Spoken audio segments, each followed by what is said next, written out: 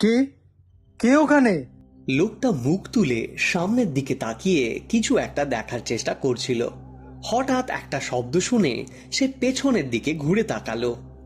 ও ও এটা আবার কি? সামনে ফাঁকা মাঠের উপর দিয়ে কি যেন খুব দ্রুত ছুটে যাচ্ছে।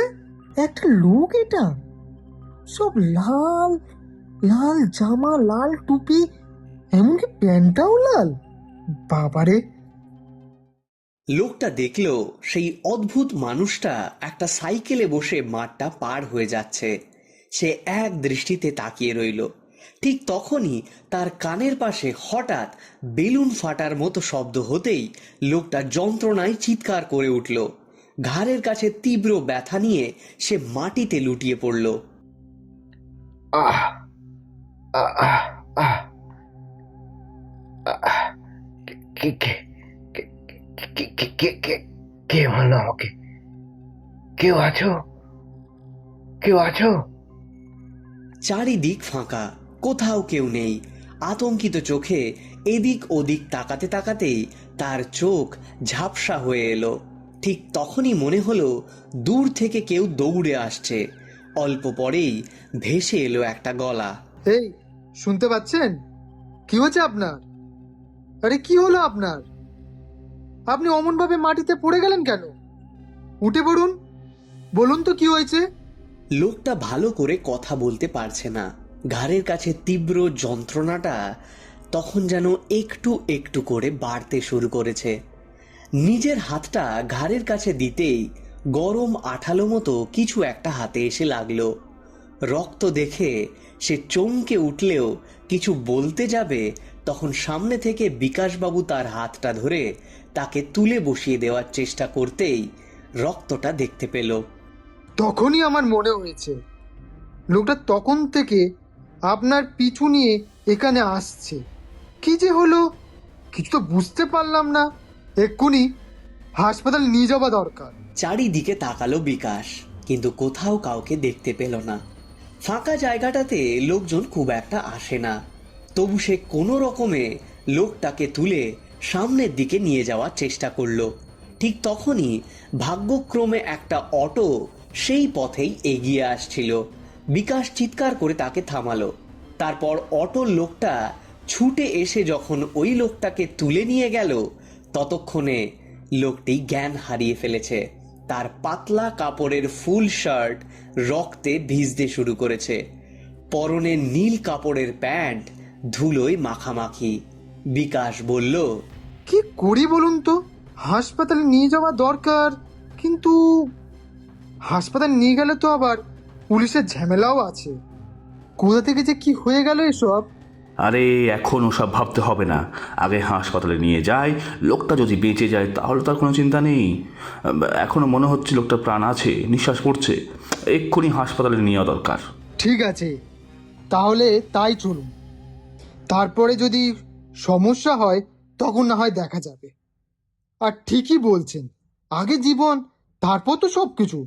চলুন চলুন, হাসপাতালে যে কত সময় লাগবে তার কোনো ঠিক ঠিকানা নেই। বিকাশ আর অটোওয়ালা জিতেন দুজনে মিলে আহত লোকটিকে নিয়ে হাসপাতালে পৌঁছলো বটে, কিন্তু হাসপাতাল কর্তৃপক্ষের সাথে বিশাল ঝামেলা লেগে গেল।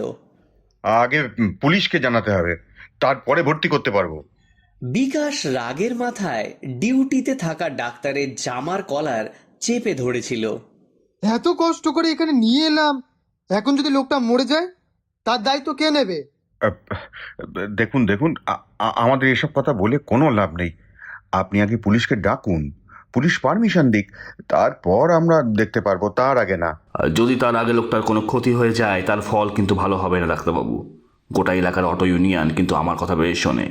একবার যদি আমি বলি তাহলে এই হাসপাতালে ঢোকা বেরোনো সব কিছু স্তব্ধ করে দেবো কিন্তু। আপনি আমাকে ভয় দেখাচ্ছেন নাকি? হ্যাঁ, ওসব ভয় আমি পাই না। সামান্য একটা অটোওয়ালা হয়ে। ঠিক আছে, দেখুন তাহলে আমি কি করতে পারি। আর একবার যদি এমন সময় অটোওয়ালার পেছনের দিক থেকে একটা হাত এসে পড়ল তার কাঁধের ওপর। অটোওয়ালা পেছনের দিকে ঘুরল। তার মুখটা তখন রাগে থমথম করছে। পেছনের মুখটা কিন্তু শান্তশিষ্ট, নিরীহ, ফর্সা চেহারার মাথায় মাঝারি আকারের চুল, মুখে গোঁফদাড়ি বেশ সুন্দর করে ছাটা, আর তার সঙ্গে উজ্জ্বল দুটি চোখ। সে বলল, আরে আরে, কি হয়েছে? কি হয়েছে এখানে? ও দাদা, কি হয়েছে এখানে? ও, হাসপাতালে ঝামেলা করার কোনো দরকার আছে কি? আরে, কি সমস্যা হয়েছে বলুন না। আরে দেখুন না, লোকটা রাস্তায় মাঝে আহত হয়ে পড়েছিল। আমি আর এই ভদ্রলোক মিলে তাড়াহুড়ো করে তাকে নিয়ে এলাম হাসপাতালে। এখন উনি বলছেন ভর্তি নেবেন না। এইখানে যদি পড়ে পড়ে মরে যায় লোকটা, তাহলে হাসপাতালে কি করে ঝামেলা করতে হয় এসে সেটা আমি দেখিয়ে দেবো। হ্যাঁ, সেসব আমার ভালো করে জানা আছে। আচ্ছা, আপনি ভর্তি নেবেন না কেন? হ্যাঁ, পুলিশের জন্য তো? আচ্ছা, দাঁড়ান দাঁড়ান, আপনি পুলিশের ব্যাপারটা আমি দেখে নিচ্ছি। যদি পুলিশের কোনো সমস্যা হয় তাহলে না হয় সেটা আমি দেখে নেব। আপনি নিশ্চিন্ত হয়ে ওনাকে ভর্তি করে নিন। কেন কেন? আপনি কি কোনো কেউ খেটা নাকি? ডাক্তার একটা তাচ্ছিল্যের হাসি হেসে সরে যাচ্ছিল, তার আগেই অটোওয়ালা সামনে এগিয়ে এসে ডাক্তারের কলারটা চেপে ধরে তার মুখে একটা বড় ঘুষি চালিয়ে দিল। ব্যাপারটা এত তাড়াতাড়ি ঘটে গেল যে হাসপাতালের গার্ড, স্টাফ বয় থেকে শুরু করে সকলেই চলে এলো। এদিকে বিকাশ, জিতেন দুজনেই তখন মারমুখী হয়ে উঠেছে। সামনে স্ট্রেচারের ওপরে শুয়ে থাকা লোকটার তখন নিঃশ্বাস উঠতে শুরু করেছে। সরঞ্জিত ব্যাপারটা সামাল দিয়ে দেওয়ার চেষ্টা করলো। সে মোবাইলটা বার করে কাকে যেন ফোন করলো, আর কিছুক্ষণের মধ্যেই পুলিশ চলে এলো। সেখানে পুলিশ এসে সমস্ত ব্যাপারটা সামলে নিয়ে সরঞ্জিতের সঙ্গে কথা বলে তারপরে ওই লোকটিকে হাসপাতালে ভর্তির ব্যবস্থা করে দিল। সমস্ত কাজ ছেড়ে সরঞ্জিত এক পাশে চুপ করে বসে আছে। জিতেন এবং বিকাশ তার দিকে এগিয়ে এলো। ভাগ্যিস দাদা আপনি সময় মতো কাজটা করে দিয়েছিলেন। লোকটা বোধ হয় এবারের মতো বেঁচে যাবে।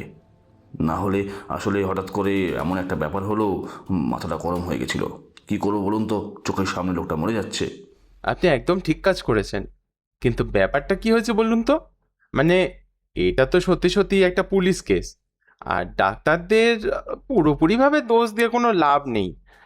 আপনারা ভর্তি করে দিলেন, হয়তো লোকটা ভালো হয়ে গেল, কিন্তু এরপরে পুলিশ কিন্তু বড় ঝামেলা করে, এবং সেই ঝামেলার অনেকটাই ডাক্তারদের পোহাতে হয়।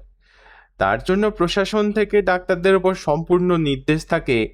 মানে, সাধারণ কোনো দুর্ঘটনাজনিত ব্যাপার ছাড়া অন্য কোনো কেস হলে সেক্ষেত্রে পুলিশের সম্মতি ছাড়া একেবারেই বডিতে হাত দেওয়া যাবে না।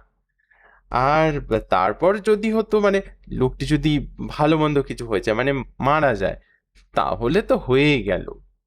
আমিও জানি ব্যাপারটা, কিন্তু আপনি বলুন তো, ওই সময় পুলিশকে খবর দিয়ে তাকে ডেকে তারপর ততক্ষণে লোক তো মারাই যাবে। ব্যবস্থার তো একটা বিকল্প কিছু চাই। হ্যাঁ, অবশ্যই চাই। ঠিকই বলেছেন। হাসপাতাল থেকেই দ্রুত পুলিশের সঙ্গে যোগাযোগ করা যাবে, কিংবা এমন কোনো কেস হলে সঙ্গে সঙ্গেই হাসপাতালের সঙ্গে পুলিশের কোনো যোগাযোগ থাকবে, তেমন কিছু একটা ব্যাপার, তাই তো? আচ্ছা, বাই দ্য ওয়ে, এক কাজ করি, সেই সব কথা বরঞ্চ বাদ দিন। এখন বলুন তো ব্যাপারটা কি করে হলো? মানে লোকটার এমন অবস্থা হলো কি করে? জিতেন এবং বিকাশ তারা যা যা দেখেছে তার সবকিছুই খুলে বলতে লাগলো সরঞ্জিতকে। তবে ওরা জানে না, সরঞ্জিত শুধু কথার ছলেই কথাগুলো জানতে চায়নি। তার মনের মধ্যে থাকা গোয়েন্দা প্রবলভাবে ততক্ষণে জেগে উঠেছে। কেন জানি সরঞ্জিতের মনে হচ্ছিল লোকটার এমন অবস্থা অকারণ নয়। সরঞ্জিত নিজের ঘরে চুপ করে বসেছিল। এমন সময় মোবাইলটা বেজে উঠতেই দেখতে পেল সায়ন্তিকা ফোন করেছে। মোবাইলটা রিসিভ করতে অপর প্রান্ত থেকে ভেসে আসে, আমি যে পুলিশ ক্যাম্পটা এসেছিলাম সেটা ফাইনালি এখন ওভার হয়েছে। আশা করছি কিছুদিনের মধ্যেই এখান থেকে বেরোতে পারবো। তারপরে তোর খবর কি বল? খবর তো ঠিকই আছে, আপাতত হাতে কোনো কেস নেই।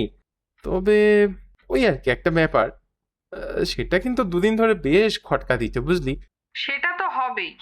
তুই পুলিশের সাহায্য করার পাশাপাশি যে ব্যক্তিগতভাবেও নানা থানার কেসের সাথে যুক্ত থাকিস সে কথা তো আমি ভালোই জানি। মিস্টার বসু, মিস্টার বাগচি, এমনকি মিস্টার কনিষ্ক ঘোষও কিন্তু তোকে বারবার বারণ করে দিয়েছে কোনোভাবেই যেন তোর আইডেন্টিটি বাইরে প্রকাশ না পায়। তাতে কিন্তু পরবর্তীকালে সমস্যা হতে পারে। আরে না রে, ব্যাপারটা তেমন নয়, তুই বুঝতে পারছিস না। আসলে একটা লোককে ওই হাসপাতালে ভর্তি করতে নিয়ে গিয়ে যত সমস্যা, সেখানেও তো আমার পরিচয় কাজে লাগাতে হয়েছিল। তোর কথা শুনে মনে হচ্ছে ব্যাপারটা বেশ গুরুত্বপূর্ণ কিছু। আমায় বলতো কি হয়েছে? সরঞ্জিত সমস্ত কথাই খুলে বলল। আসলে যা যা হয়েছে সেই সব কিছু, সমস্ত কথা সায়ন্তিকা খুব মন দিয়ে শুনছিল। এবার বলল, তার মানে তুই বলতে চাইছিস ওই ভদ্রলোকের উপর আক্রমণটা জেনে শুনেই হয়েছে, কিন্তু শরীরে কোথাও কিছু পাওয়া যায়নি, তাহলে? হ্যাঁ, আশ্চর্যের ব্যাপার তো সেটাই। লোকটার কাছাকাছি এই বিকাশ নামের ভদ্রলোক ছিলেন, এমনকি অটোওয়ালা জিতেন, সে খুব তাড়াতাড়ি সেখানে চলে এসেছিল। এখন মানে এবার যদি কেউ ওখান থেকে পালিয়েও যেত, তাহলে তো ওরা খুব ভালো করেই দেখতে পেত, তাই না? তা আমি ভাবছি এই ঘাড়ের কাছে যে আঘাতটা করলো, সেটা কি দিয়ে করলো বুঝতে পারছি না। এখন এমন অনেক ধরনের অস্ত্রের কথাই জানা যাচ্ছে। আঘাত করার জন্য যখন অন্য কিছু পাওয়া যায়নি, তখন জিনিসটা অপরাধী সঙ্গে করে নিয়ে গেছে বলে মনে হচ্ছে। কিন্তু সমস্যা হলো, হঠাৎ করে এমন ভাবে লোকটাকে মারতে যাবে কেন? হ্যাঁ, শরীরটা খুব একটা ভালো ছিল না, তাই এই 2 দিন ডাক্তার ওনার সঙ্গে কথা বলতে দেয়নি। তার সঙ্গে তো তুই বুঝতেই পারছিস, পুলিশ ব্যাপারটাকে নিয়ে একটু নাড়াচাড়া করছে। এমনিতেও ওই বিকাশ কিংবা ওই জিতেন, ওদেরকেও হয়তো সন্দেহ করতো। তা পুলিশ ওদেরকেও এই ব্যাপারে একটু বিব্রত করেছে। তবে এখনই মিস্টার ঘোষ কোনো কিছুই করতে বারণ করেছে আমাকে। তিনি বলেছেন সেই সব ব্যাপারে এখনই আমাকে না ঢুকতে, সমস্যা বাড়তে পারে। বুঝতে পারছিস তো? দেখ কি হয়। তবে আমার মনে হয় ওই ভদ্রলোকের সঙ্গে প্রথমে তোর ভালো করে কথা বলা দরকার। তিনি হয়তো কিছু সাহায্য করলে করতেও পারেন। আর পুলিশ যেমন জিতেন আর বিকাশকে জিজ্ঞাসাবাদ করছে, তেমন করতে থাকুক। মাঝখান থেকে তুই তোর যেটা জানার দরকার সেটা বার করার চেষ্টা কর। হ্যাঁ, আমি কাল সকালেই যাব ভদ্রলোকের সঙ্গে কথা বলতে। এখন দেখা যাক উনি কি বলেন, তারপরে তার কথার উপর ভিত্তি করে বাকি সবকিছু করতে হবে। সায়ন্তিকা ফোন রাখার পর সরঞ্জিত গোটা ব্যাপারটা নিয়ে কিন্তু আর ভাবল না। লোকটির সঙ্গে কথা না বলে ব্যাপারটা নিয়ে ভাবার দরকার নেই। শুধু বিকাশ এবং জিতেন বাবু যা বলেছিল সেগুলো তার মাথায় ঘুরতে লাগলো। পরদিন সকালে সোজা গিয়ে পৌঁছালো হাসপাতালে। হাসপাতালে বেডে শুয়ে রয়েছেন ভদ্রলোক। তার ঘাড়ের কাছে ব্যান্ডেজ করে রাখা, স্যালাইন চলছে, শরীর দুর্বল। তিনি সরঞ্জিতকে দেখে চিনতে পারলেন না প্রথমে। তার নাম অতনু মজুমদার। সরঞ্জিত নিজের সামান্য পরিচয় দিয়ে বলল, সেদিন বিকাশ এবং জিতেনের সঙ্গে আমি ছিলাম সেখানে, মানে আপনাকে যখন ওই হাসপাতালে ভর্তি করা হয় তখন। আহ, শুনেছিলাম যে 2-3 জন আমার জন্য অনেক কষ্ট করে আমাকে এখানে ভর্তি করেছে। আপনাদের যে কি বলে ধন্যবাদ দেব। আরে ধন্যবাদ দিতে হবে না অতনুবাবু, তবে একটা কথা আপনাকে আমি বলবো, আপনি ওইখানে কি করতে গিয়েছিলেন? আর ওইখানে ঠিক আপনাকে আক্রমণ করলোটাই বা কে? মানে আপনার ঘাড়ের কাছে কিন্তু কোনো কিছু আমরা পাইনি, মানে কোনো কিছু ছিল না তো, শুধুমাত্র একটা ক্ষত। আর তাছাড়া ওইখানে তো লোকজন খুব একটা যায়ও না। আমার ভাগ্য আমায় ওইখানে টেনে নিয়ে গিয়েছিল।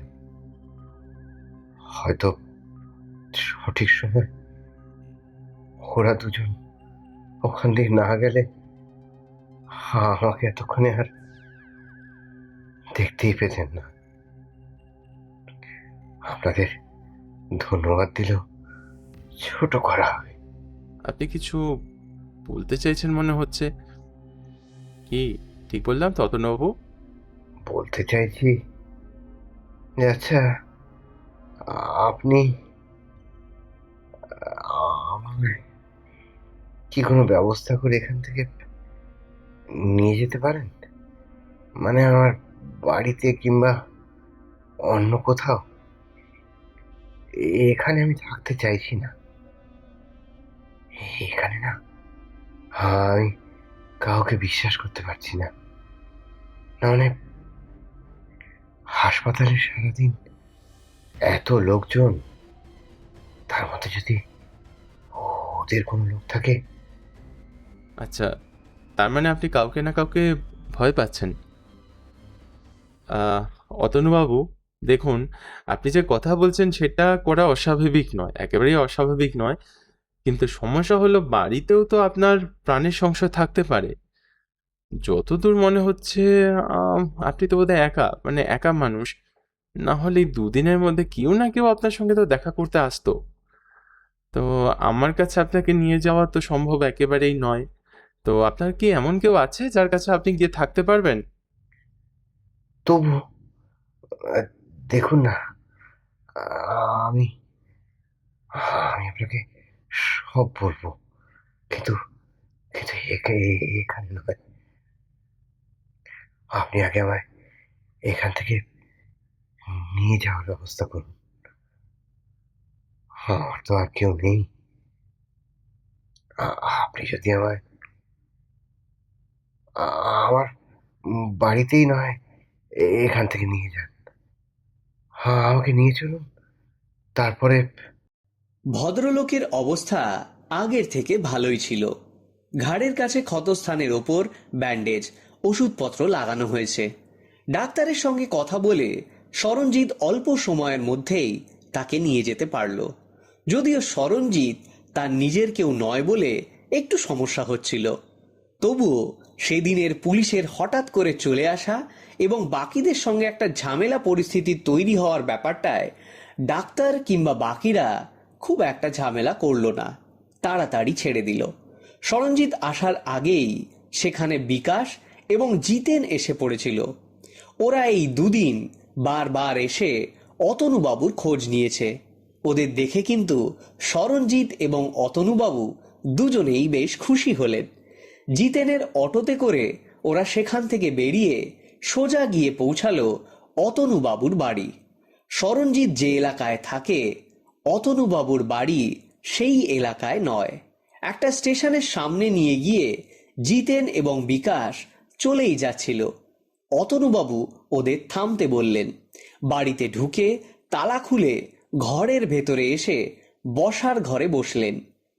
ঘরের দরজা জানলা সবকিছু বন্ধ। দেখুন অতনুবাবু, এ কদিন কি হয়েছে না হয়েছে তা আমার ঠিক জানা নেই। আপনাকে আমি হঠাৎ করে দেখতে পেয়ে ছুটে গিয়েছিলাম। যদি আমাদের মানে কোনো ভুলভ্রান্তি থাকে তাহলে ক্ষমা করবেন। আপনার এত বড় বাড়ি, এত বড় মানুষ, আপনাকে ওই সরকারি হাসপাতালে নিয়ে গেছিলাম। বিপদের সময় তোমরা যা করেছো তা এখনকার দিনে কাছের মানুষও করে না, বুঝলে? তোমরা আমার কাছে অনেক বড়। তোমরা বসো, তোমাদের জন্য কিছু খাবারের ব্যবস্থা করি। আহ, দেখুন, খাবার পরে হবে। আপনি আগে আমাদের বলুন তো। আহ, এই দেখুন, বিকাশ কিংবা জিতেন দুজনে কিন্তু আসল ব্যাপারটা জানতে চাইছে। আমার মতো ওরাও কিন্তু কৌতূহলী। সেদিন আসলে কি হয়েছিল এবং আপনাকে কারাই বা মারতে চেয়েছিল? অতনুবাবু শুনলেন না। তখনই সামনের হোটেল থেকে খাবার অর্ডার দিয়ে দিলেন। সেই হোটেল থেকে তিনি খাবার নিয়ে খান সকাল ও রাত্রে। এরপরে অতনুবাবু একটা সিগারেট ধরালেন। সিগারেটের ধোঁয়ায় ঘরটা ভরে উঠেছে। সিগারেট জিতেন খায়, লজ্জা পাচ্ছিল প্রথমে, তারপর নিল বেশ দামি সিগারেট। বিকাশ কিংবা সরঞ্জিতের আপাতত তেমন কোনো বদভ্যাস নেই। ওরা চুপ করে বসে রইল। সিগারেটের লম্বা লম্বা কয়েকটা টান দিয়ে বললেন, আমার নাম অতনু মজুমদার। এখন আমি চাকরি থেকে রিটায়ার করেছি। সে প্রায় বছর 4 হলো। একটা ছোটখাটো ব্যবসার মধ্যে রয়েছি। তাছাড়া একা মানুষ, বিয়েটিও করিনি। বাবা মায়ের মৃত্যুর পর সমস্ত সম্পত্তি এবং বাড়ি বিক্রি বাট্টা করে এখানে চলে আসি। এই ছোট্ট বাড়িটা কিনি, টাকা পয়সা ব্যাংকে বেশ ভালোই আছে আমার নামে। আসলে নিজের ব্যাপারে যত পারি কমই বাইরে প্রকাশ করি। বুঝতেই পারছেন, আজকের দিনে সম্পত্তি থাকাও একটা ঝামেলার বিষয়। মাঝে মাঝে উটকো কিছু ঝামেলা এসে উপস্থিত হতো। এই দুঃসম্পর্কের ভাইপো, দুঃসম্পর্কে কোনো বয়স্ক মহিলা, কিংবা অনেক দুঃসম্পর্কের এমন কেউ যে সম্পর্ক আমি কোনোদিন জানি না। মাঝে মাঝে দু একজনকে বাড়িতে থাকতে দিয়েছি। টাকার অভাব আমার নেই বললেই হয়। তা রান্না বান্না করে তারা থাকতো, খেত। কিন্তু পরে বুঝতে পারতাম আসলে আমার টাকার প্রতি অধীর লোভ। আমাকে তেল মাখিয়ে কিংবা আমার মাথায় হাত বুলিয়ে ওই টাকা নেওয়াই হলো ওদের উদ্দেশ্য। তাই ছলে বলে কৌশলে সবাইকে তাড়িয়ে দিতে শুরু করলাম। আর এইখানে একটা বড় ভুল করে ফেললাম। ভুল? অনেক দুঃসম্পর্কের আত্মীয় আমার কাছে এসেছিল। আমার কোন এক মাসির ভাইয়ের শ্বশুর বাড়ির সম্পর্কিত সে এসেছিল আমার কাছে। বেশ লম্বা চওড়া চেহারা, গায়ের রং ফর্সা, পুলিশের চাকরি করতে চায় সে, কিন্তু পড়াশোনা কিংবা অন্য কিছু তেমন ভাবে করে উঠতে পারেনি। সরঞ্জিত বাবু, আপনাদের কাছে আমি বলছি, কিন্তু কথাটা বাইরে বলবেন না। আপনারা আমায় সাহায্য করেছেন। একসময় পুলিশের এক গুপ্ত বিভাগে আমিও কাজ করেছি। ঠিক পুলিশ বলা চলে না, আমার আলাদা করে কোনো পদ ছিল না। নানা রকম ওই পুলিশি খোঁজ খবর এসবই আমায় খুঁজে বার করতে হতো। তবে খোঁচর ঠিক নয়, একটু উচ্চ পদেই ছিলাম। বড় বড় কেসে আমায় কাজ করতে হতো। সে সমস্ত খবর আমি এনে দিতাম। আমার সেই খবরের উপর ভিত্তি করেই ওরা কাজটা করতো। কাজটা ভালোই লাগতো। গুন্ডা বদমাইশ ধরার কাজ ছিল না, বড় বড় কাজ, দেশের কাজ, দশের কাজ।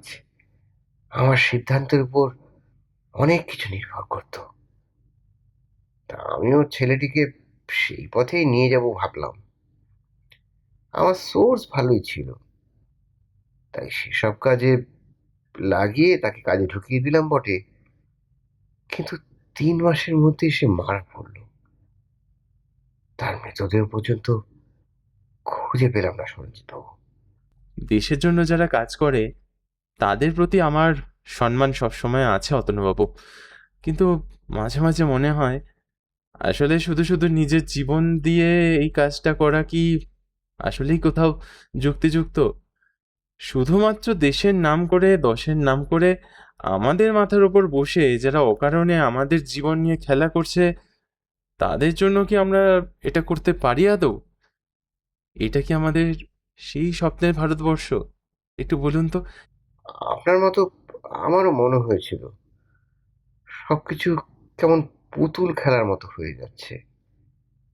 প্রয়োজনের সময়, বিশেষ করে ভোট থেকে শুরু করে পাবলিকের নজর ঘোরাবার জন্য বিভিন্ন সময়ে আমাদের চিরপ্রতিদ্বন্দ্বী দেশের সঙ্গে একটা ঝামেলা তৈরি করা, এই সব। আবার যেই কাজ হয়ে গেল তখন তাদের সঙ্গে ভেতরে ভেতরে একটা বন্ধুত্ব স্থাপন করা, এইভাবেই ব্যাপারটা চলছিল। তাই ঘেন্না ধরে গিয়েছিল সব কিছুর উপর। তাই কাজ ছেড়ে দিয়েছিলাম। কিন্তু বুঝতেই পারছেন, আমার জন্য ওই ছেলেটি। আপনার এখানে কোনো ভুল নেই অতনুবাবু। আপনার যা করার আপনি করেছেন। তাছাড়া ভাগ্য বলেও তো একটা ব্যাপার আছে।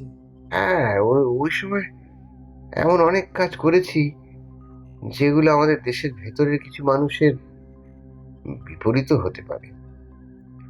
আসলে দেশের বাইরে থেকে যারা দেশের ক্ষতি করতে চায় তার চেয়েও বেশি দেশের মানুষই দেশের ক্ষতি করতে চায়। আর আপনি শুনলে আশ্চর্য হবেন, তারা দেশের অনেক উচ্চ পদেই আছে। তাদের শত্রু হয়ে গেছিলাম। আমার মনে হয় তাদের মধ্যে কেউ আমার ওই আত্মীয়কে। আমি গরিব মানুষ বাবু, আমি বুঝি গায়ে খেটে খেটে খাবো। ও কার কি হলো, দেশের কি হলো, তা দিয়ে আমার কি লাভ বাবু? দেশে যাই হোক না কেন, আমায় অটো চালাতেই হবে।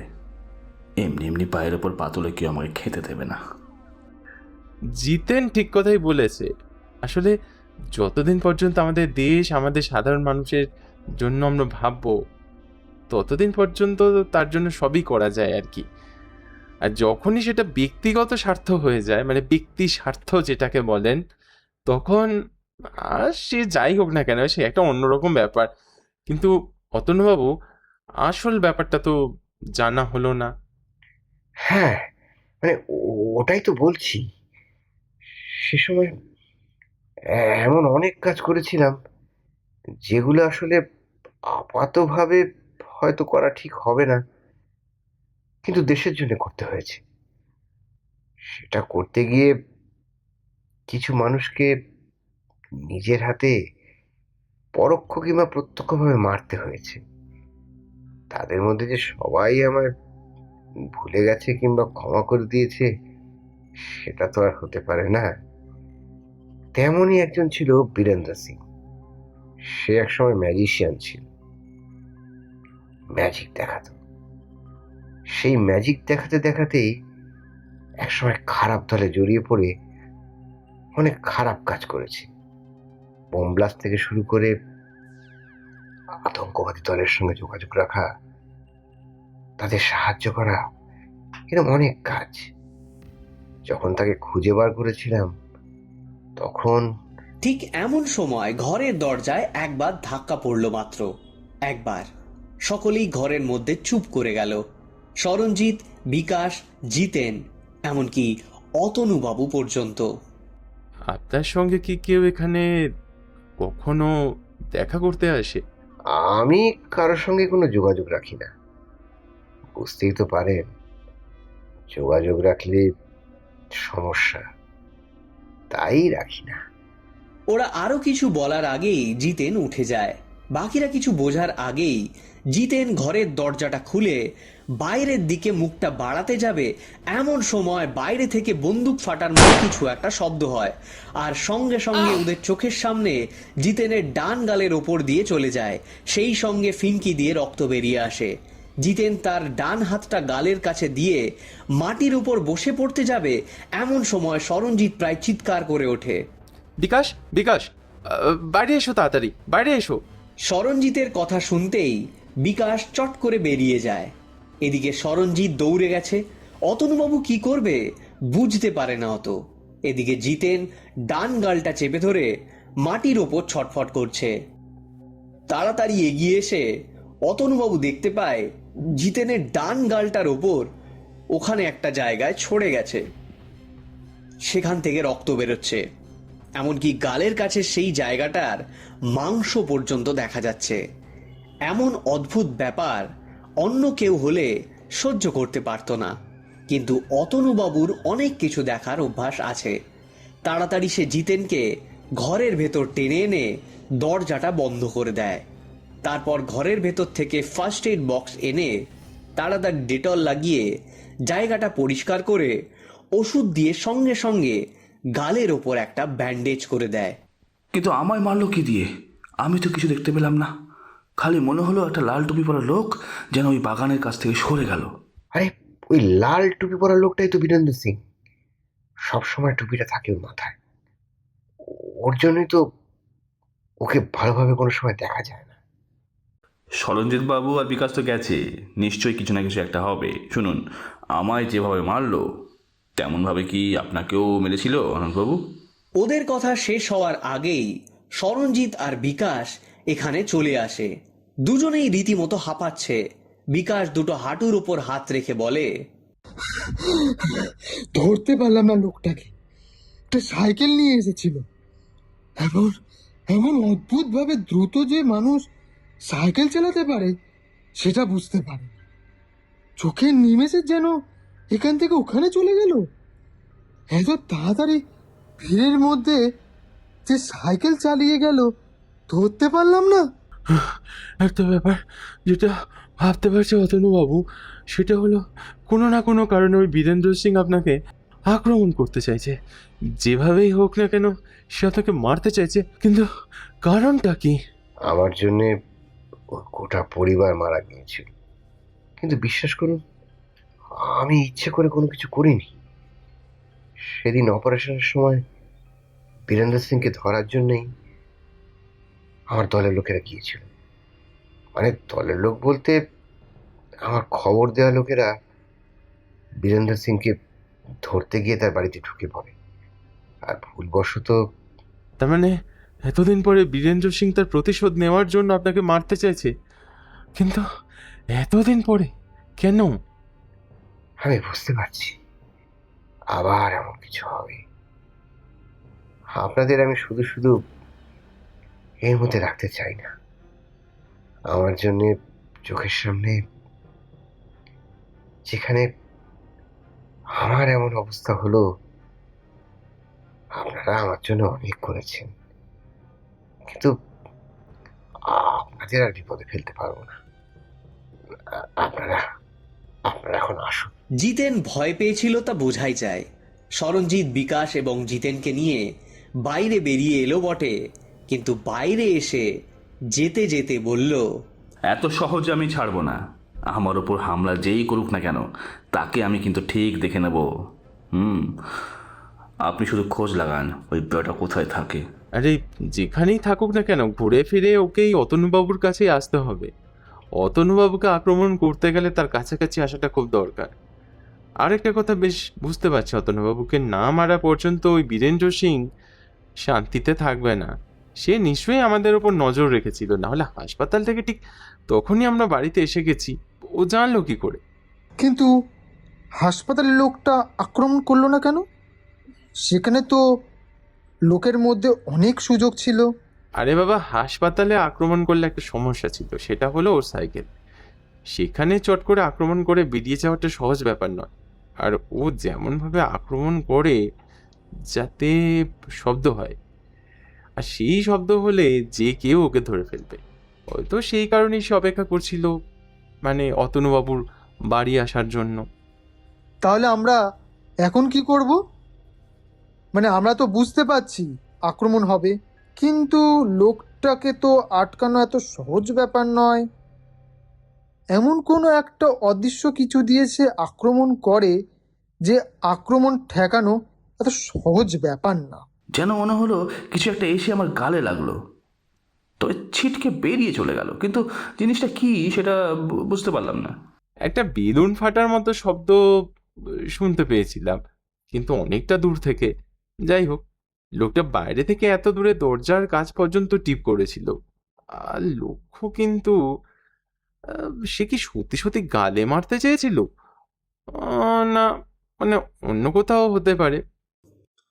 সরঞ্জিৎ আরও অনেক কিছু ভাবছিল, কিন্তু সেদিন আর ভাবনা শেষ হলো না।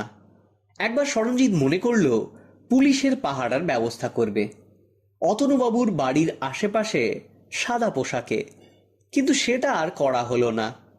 তাছাড়া অতনুবাবুর সঙ্গে এর মাঝে মোবাইলে একবার কথা হয়েছে। অতনুবাবু টেলিফোন ছাড়া মোবাইল ব্যবহার করেন না। তাতে কথাবার্তা বলেই অতনুবাবুকে গোটা দিনটা ঘরেই থাকার ব্যবস্থা এবং ওই হোটেলের লোকটিকে দিয়ে খাবারের ব্যবস্থা করে নিতে বললেন। প্রয়োজন হলে কাল সকালে এসে আর একবার কথা বলবে।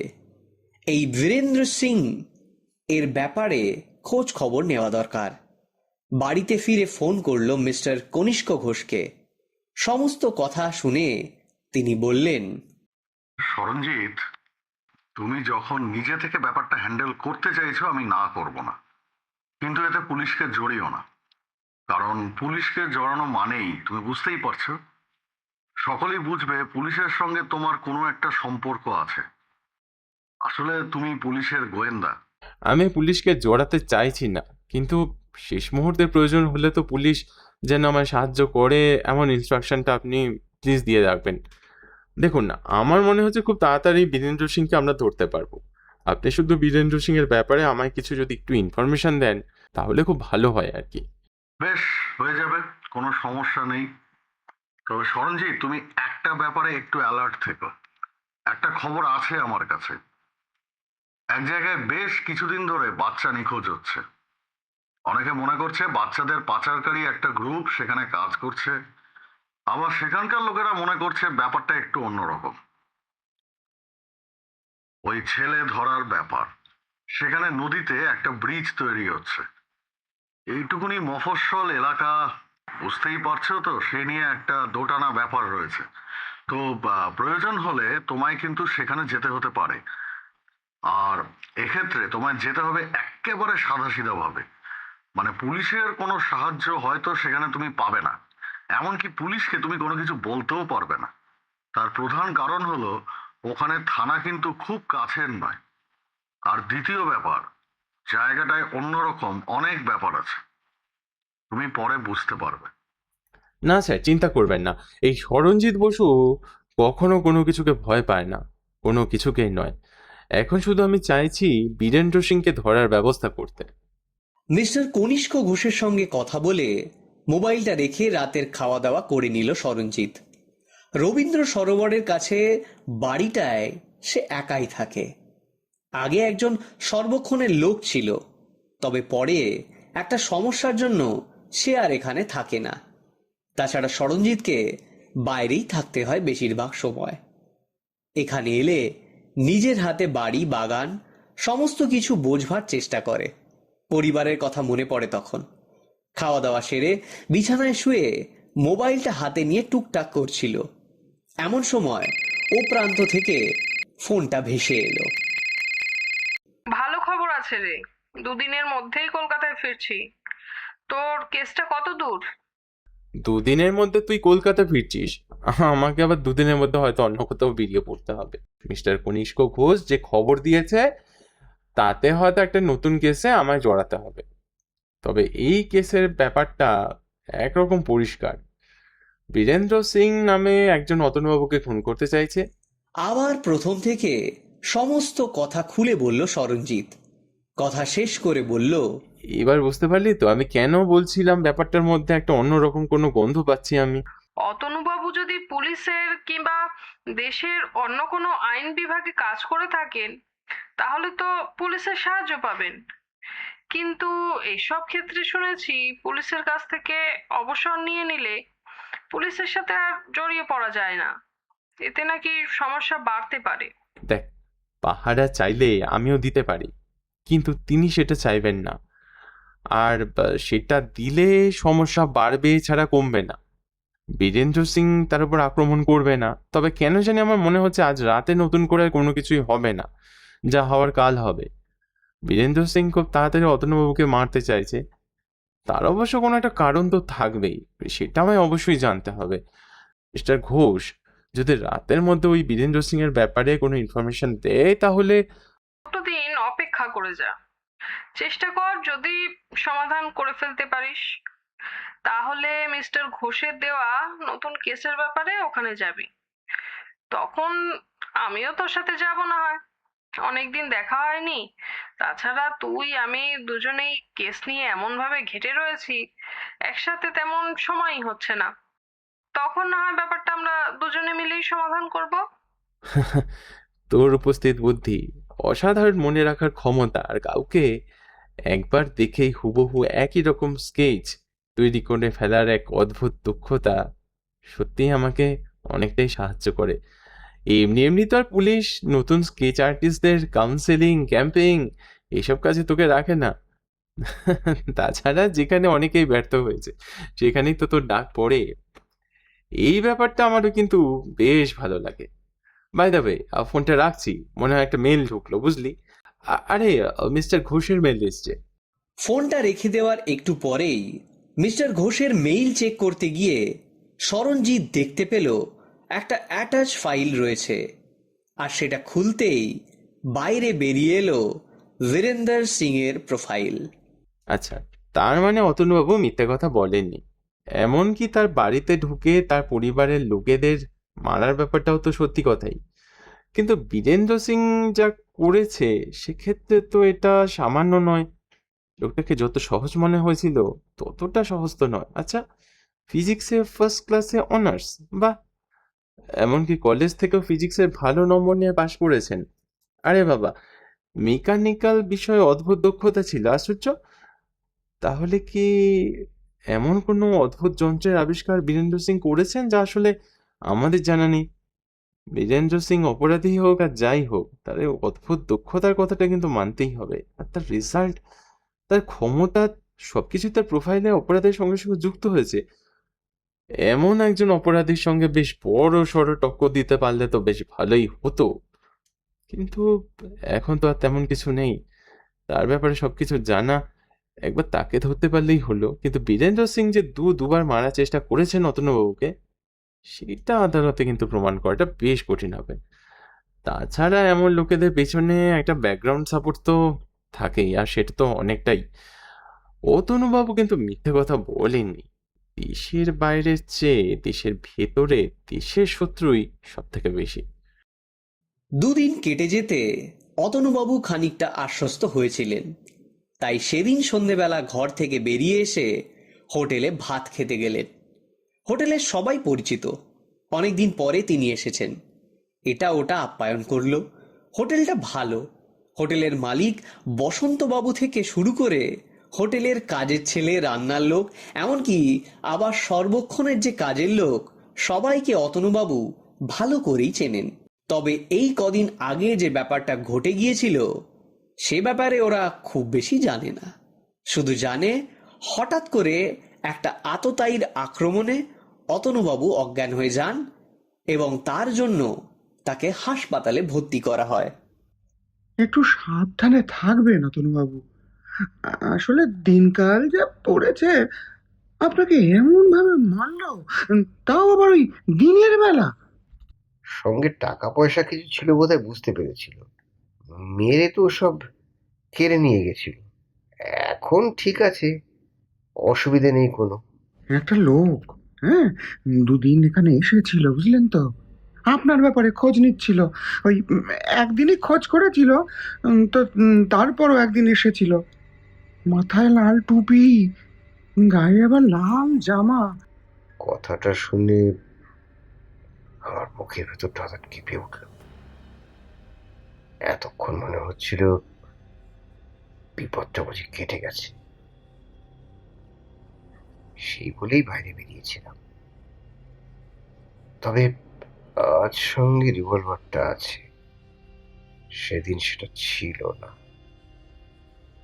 এখন থেকে যে সবসময় এটা সঙ্গে নিয়ে বেরোতে হবে, সেই অভ্যাসটা এখনো পুরোপুরি তৈরি হয়নি।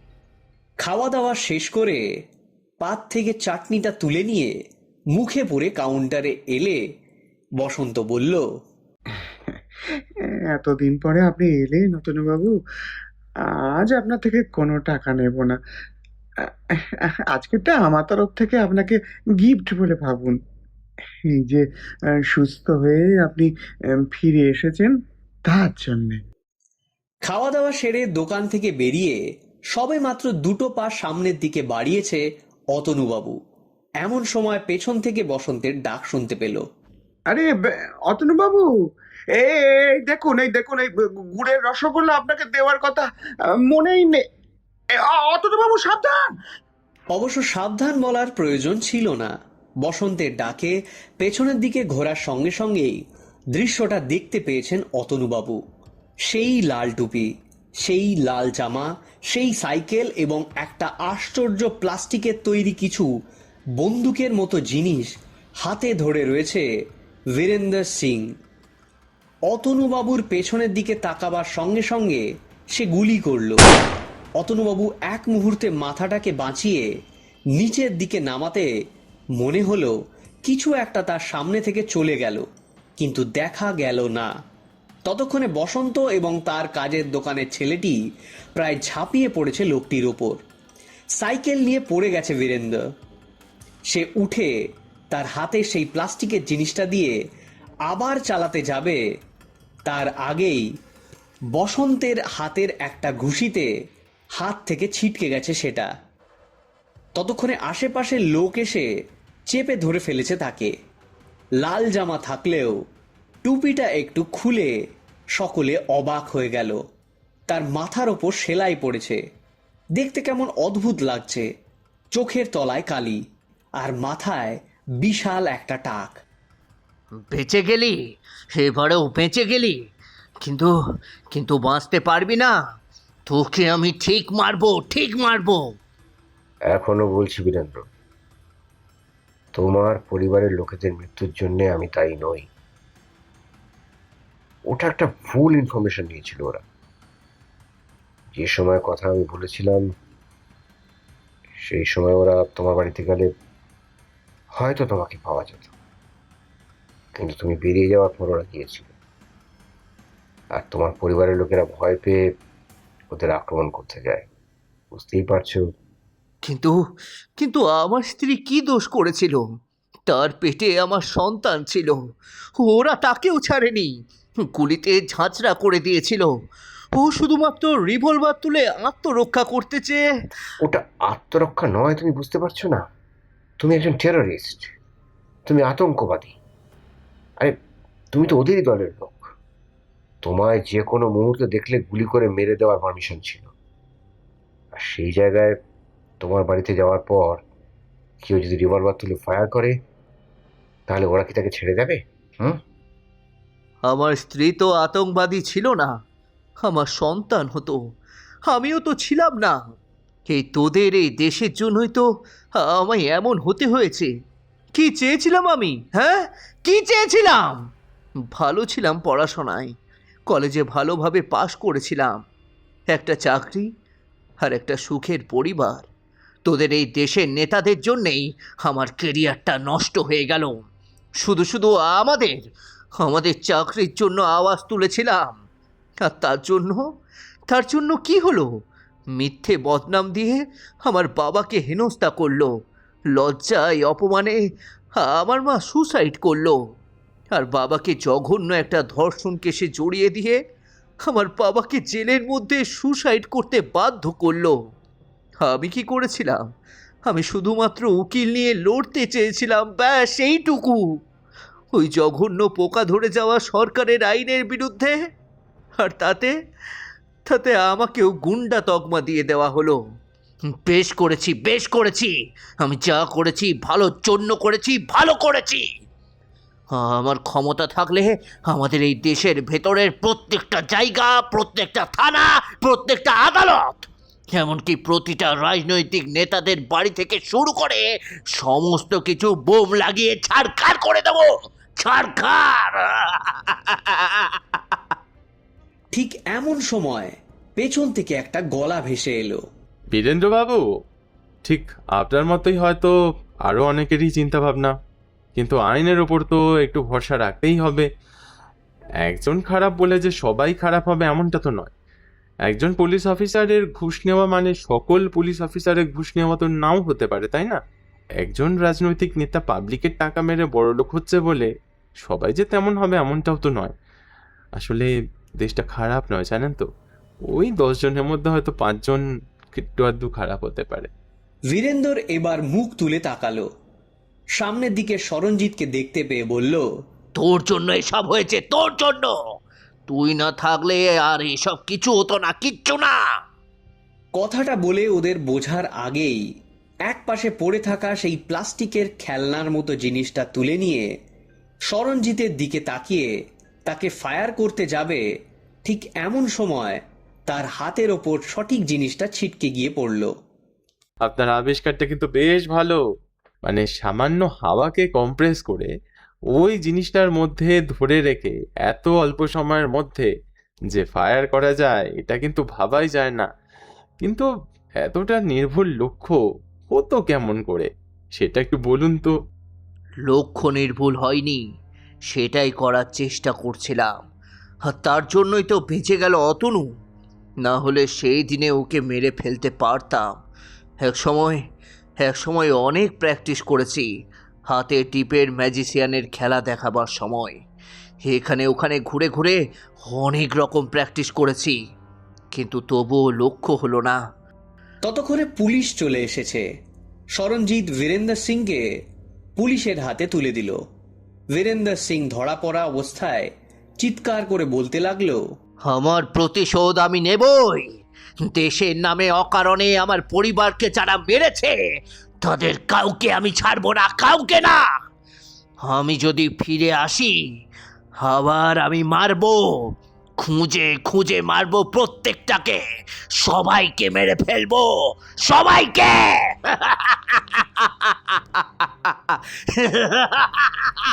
আমি জানি অতনু বাবু, আমি সব জানি, আমি সব খবর নিয়েছি।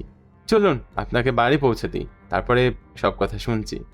সঙ্গে করে ওই বীরেন্দ্র সিং এর বলা কথাগুলো ওটাকে একবার পরীক্ষা করে দেখা দরকার। একটা কথা কিন্তু বলতেই হবে, অসাধারণ মাথা ছিল বীরেন্দ্রর। ভালো কাজে লাগালে সত্যি দেশের সাহায্য হতো। হয়তো দেশের জন্যই এমনটা হয়েছে অতনু বাবু, কে জানে। দুপুরের রোদটা কমে গিয়েছিল। ততক্ষণে ওরা বাড়ির দিকে রওনা হলো। ফোনে একটা মেসেজ টাইপ করে শরণজিৎ সায়ন্তিকাকে জানিয়ে দিল, কেস ক্লোজড।